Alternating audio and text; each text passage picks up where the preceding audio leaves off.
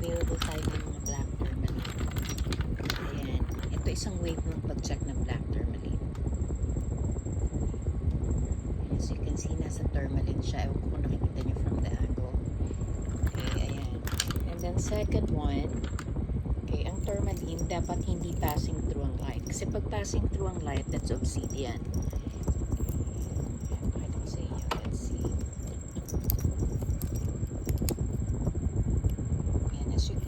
Susumin natin. Hindi nagpa-pass through yung ilaw. Okay, unless na lang siguro kung ibang klaseng tourmaline to.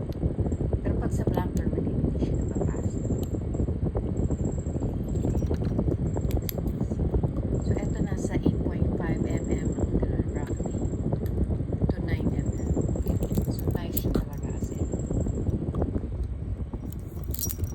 Hindi siya gano'ng kalakihan, hindi rin siya gano'ng kaliit. Okay, eksakto lang sa mga gusto ng eksaktong size. Ayan guys, you can check out our black tourmaline. Available na po sa shop.